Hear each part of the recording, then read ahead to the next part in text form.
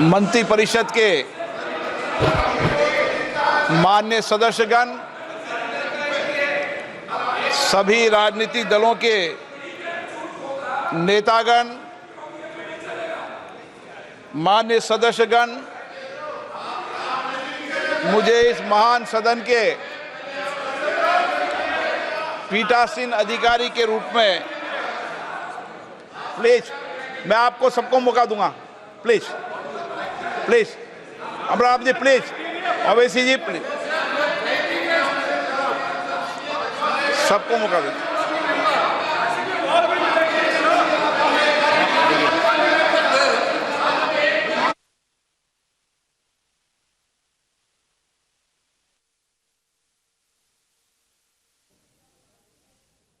देखिए, इस वक्त लोकसभा के स्पीकर ओम बिरला को हम सुन रहे थे। कुछ सांसदों ने अपनी बात रखने का उन्हें भी मौका मिलना चाहिए, ये अनुरोध भी किया है। प्लीज बैठिए, प्लीज। असाउद्दीन ओवैसी जी, एक मिनट बोलना, एक मिनट, प्लीज बैठिए, बैठिए। आपको नहीं बुलाया। माननीय सदस्यगण, जब स्पीकर सीट से खड़ा हो जाता है तो मैं माननीय सदस्यों को अवगत कराना चाहता हूं, वह बैठ जाया करें। ये मैं पहली बार कह रहा हूं, मुझे 5 साल कहने का अवसर नहीं मिलना चाहिए। असाउद्दीन ओवैसी जी। सर, मैं आपको अपनी जानिब से, पूरे मुल्क की जानिब से मुबारकबाद देता हूं और मुझे यकीन है कि आपकी पार्लियामेंट की आवाम इस बात पर फख्र कर रही है कि आप दूसरी मर्तबा इस ऐवान के स्पीकर बने हैं।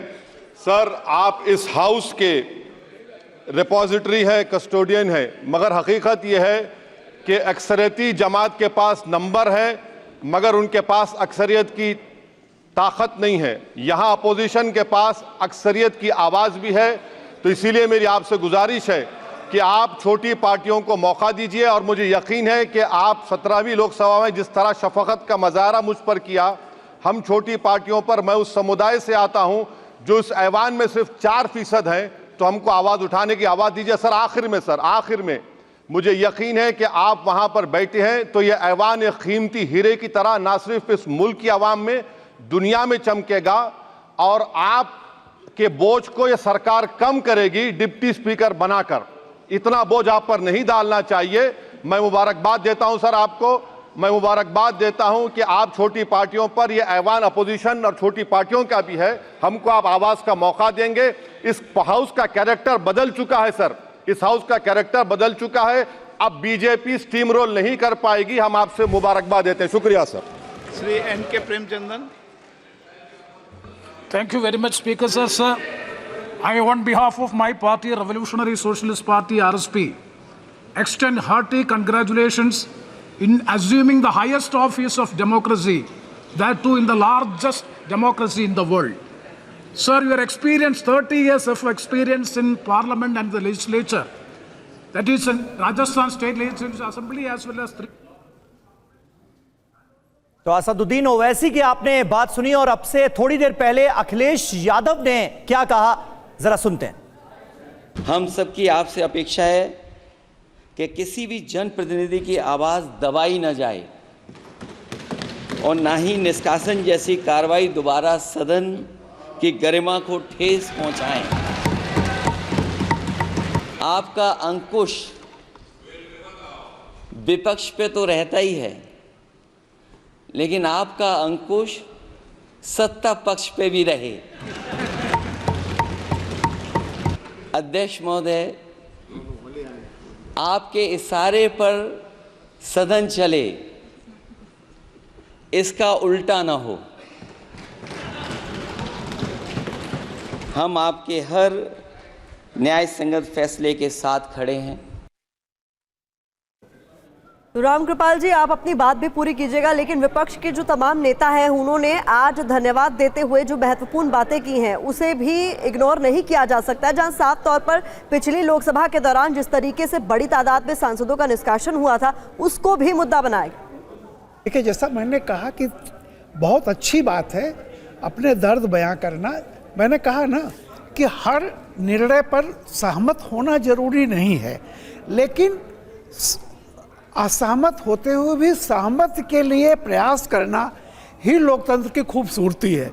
ये तो है, तय है कि विपक्ष और सत्ता पक्ष में मतभेद तो रहेंगे, लेकिन मतभेद के बावजूद राष्ट्र जो है, राष्ट्र हित के लिए कहीं ना कहीं किसी बिंदु पर पहुंचना, और जैसा मैंने कहा, समस्या नहीं, सॉल्यूशन, समस्या है लेकिन उसका समाधान।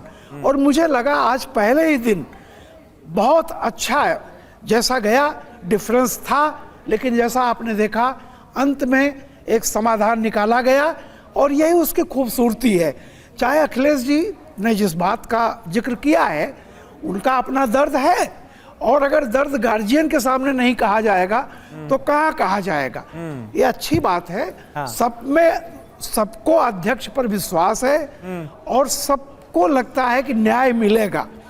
ये ठीक है, किसी को कम, किसी को ज़्यादा, कोई बहुत संतुष्ट होता है, कोई कम संतुष्ट होता है, लेकिन ऐसे ही लोकतंत्र चलता है। ठीक है शंभुनाथ जी, इस पर एक टिप्पणी आपकी भी चाहूंगा। पिछली लोकसभा में जिस तरह से हमने देखा भारी संख्या में सांसदों का निलंबन और निष्कासन हुआ, आज उसको तमाम सांसद ऑपोजिशन के मुद्दा बनाते हुए नजर आ रहे हैं। आम बोलचाल में यह कहा भी जा रहा है कि भाई पिछली बार इसलिए इस वजह से हुआ क्योंकि सरकार के पास जबरदस्त बहुमत था, जबरदस्त नंबर्स थे। इस बार स्थिति जुदा है, तो क्या ऐसा होता हुआ हम नहीं देखेंगे? विपक्ष की आवाज और संसद के भीतर बुलंद तरीके से सामने आए, इसकी कोशिशें होंगी क्या? अब तो मुझे लगता है बहुत ही मुश्किल है, और इसका इशारा अभी ओवैसी साहब ने कर ही दिया कि पिछली संसद में क्या हुआ था और इस बार क्या होगा। तो ये संकेत है कि इस बार बीजेपी या सत्तारूढ़ पार्टी जो है अपनी मनमर्जी नहीं चला पाएगी, और इसीलिए हरसिमरत कौर ने भी ये कहा कि छोटी जो खासकर बहुत कमजोर पार्टियां, उनकी तरफ भी अध्यक्ष महोदय ध्यान देंगे। तो ये सभी ने अपील की अध्यक्ष से कि अब आप ज़्यादा निष्पक्ष होंगे। ये कहीं ना कहीं इशारा कर रहे हैं कि जो सत्ता पक्ष का जो भारी मेजॉरिटी जीत के आई थी और उसका जो दबदबा चल रहा था और जैसा जो चाहते थे वो हो जाता था, वो अब नहीं होगा। और ये एक चेतावनी भी दे दी गई कि नहीं होने देंगे, खासतौर पे जैसे ओवैसी जी बोल रहे थे, उससे लग रहा था कि अब ऐसा नहीं होने दिया जाएगा। तो ये एक संकेत है और ये अच्छी बात है, लोकतंत्र के लिए एक अच्छी। और वो राहुल गांधी ने कहा ना कि ऑपोजिशन जो है वो भी देश की आवाज है, सरकार जो है वो भी देश की आवाज है, और कोई भी आवाज अनसुनी नहीं रहनी चाहिए।